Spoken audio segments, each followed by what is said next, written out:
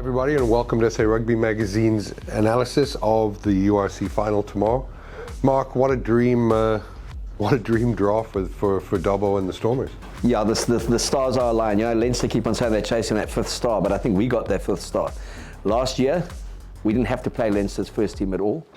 The Bulls went and did them for us, and I say us proudly. And Stormers played well to get through to the final. Yep. Hosted it and beat the Bulls in front of 30,000. There were still the pandemic restrictions. And It just seems like a lifetime ago. It does, and like last season seems like a lifetime ago. And Thank Vladimir Putin for curing the world of... for that as well, yeah. So the mask came off, the Stormers continued, 68 league points, ended third, won their quarterfinal against the Bulls, and then remarkably, Ulster lost at home against Connacht. Connacht came here, having lost to Glasgow and got pumped. And then, lo and behold, Munster go to the Aviva and take 78 minutes to put over a drop goal and win at 16-15. And Leinster have never made the final of the URC. And it's the Stormers, 55,000. First time ever that the DHL Stadium has been sold out for a rugby match. 51,000 for the Welsh Test against the Springboks. This is the biggest ever attendance, and you can't basically. Well, the only team that you can't find. They were sold out in 2 hours and 36 minutes. There is an incident that took place, obviously, after we were at the stadium and in the box areas, and there was a lot of noise coming from the box beside mine. And lo and behold, it was some guy put a video up of the Stormers players celebrating, rightfully so, the hosting of a home final. But in that came a bit of controversy. How much do you think that's going to play into the build-up of this game? The controversy, obviously, with Dweba saying how he was going to fuck up the... I think the controversy came because the Corrins of the world came out and said he had his kid in his arm when he was saying that. Well, if he's saying it on the telly, I'm sure he's saying it at home as well. So I think the kid's well versed to Joe Dweba's outburst, okay? But Ryan O'Connor on his show this But morning, that's not an outburst, Mark. I mean, let's put it into context. It's actually seeing something on the emotion. He's got a home final. Of course, all the Karens and Kens of the world, but they must just...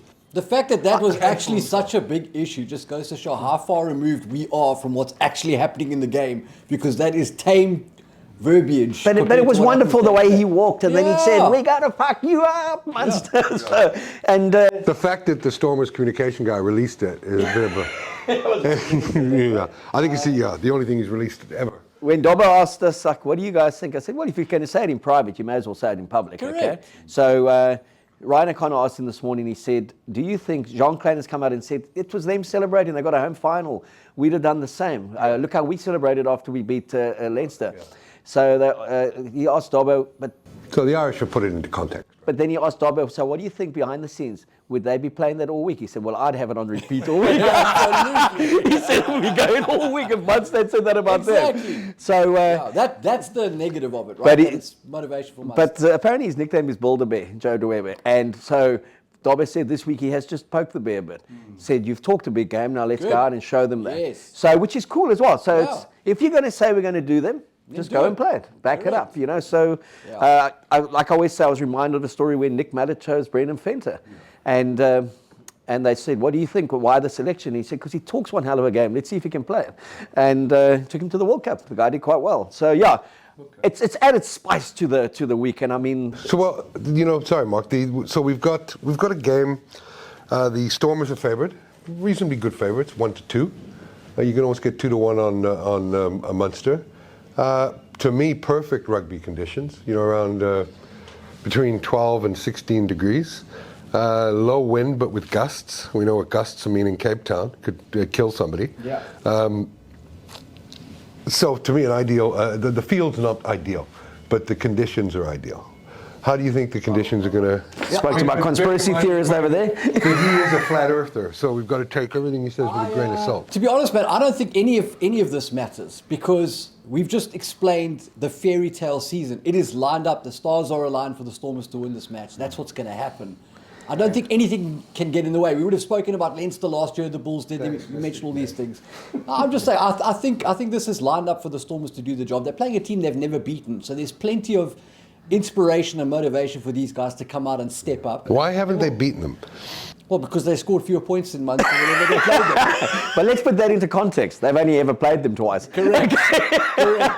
And the first one was the first month of the tournament, Yeah. when we went straight from a season into a season, and we Yes. played without any Springboks. So not much to read into this, you're saying? Into the historical thing, no. But I think what is very good is that it was Munster who came here and beat the Stormers and ended their 21-match Correct. home record. Correct. And I know that the message to Dobbo, from Dobbo to the team, was they took our record. They're not taking our fucking title. Okay? I think that's been the message in the whole way through this week, is we get the chance as a Stormers team for redemption from that game. And it's the only team they haven't beaten in the league over the 2 seasons. So if they were lacking for motivation, That's exactly my point. they've now got it. Correct. And so it's the titles on the line, but it's also against an opponent who would rightly feel, we've done you twice, we can do you 3 times. So there's been no easing off or arrogance from the Stormers this week. It's been very much, let's do justice to 55,000 people, and also let's do justice to the talent of those 23 players who represent the Stormers tomorrow. So there's a hell of a respect for Munster, but there's certainly no love lost between those 2 teams. No. So with I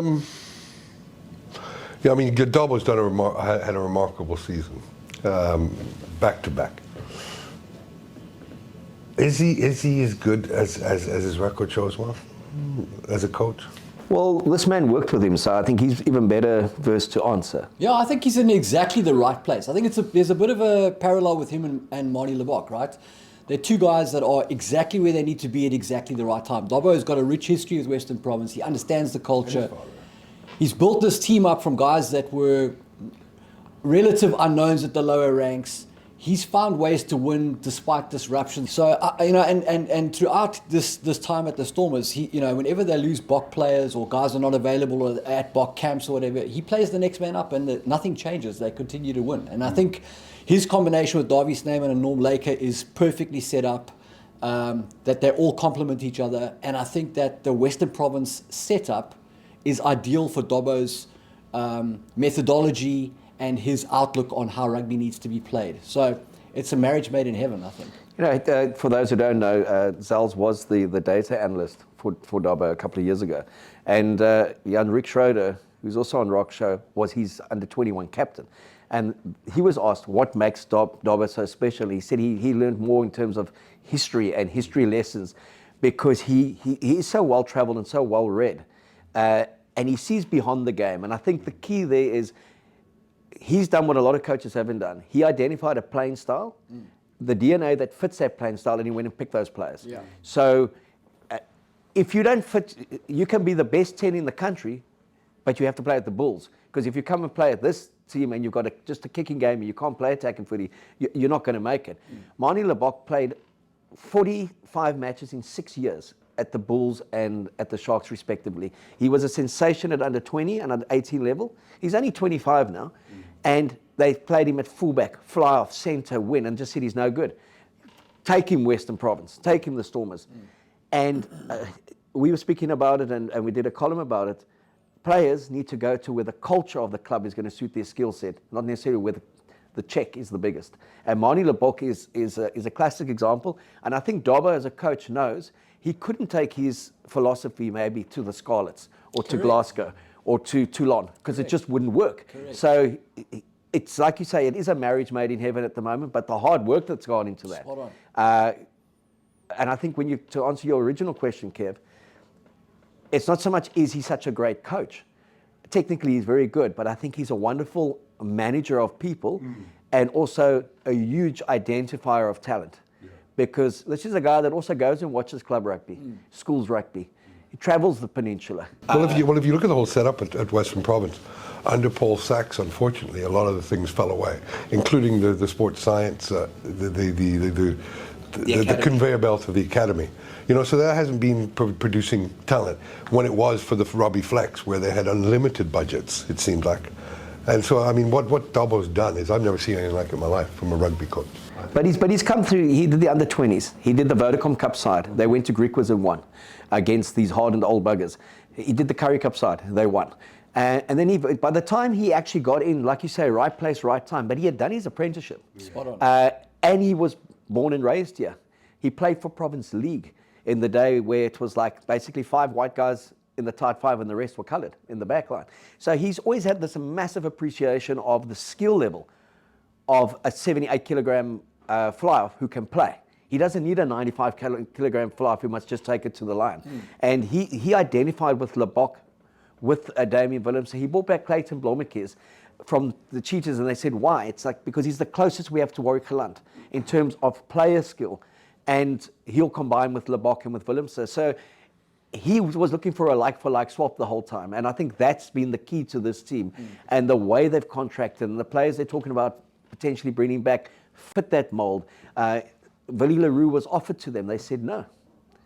It doesn't fit what they want to do at this stage. I said, send him to the Sharks. He'll be great there. Play 3 games and that will be their season. But yeah, I mean, you know, I do believe that the Stormers will win tomorrow. But in the context of this last 2 seasons, incredible what they've done for the city, what they've done for rugby. And then also, if you think full crowds of 30,000 plus, then a quarter-final, 44,000, a semi-final, 47,000, and a final, 55,000 people. And Kev, you've been at each one of those ones as well.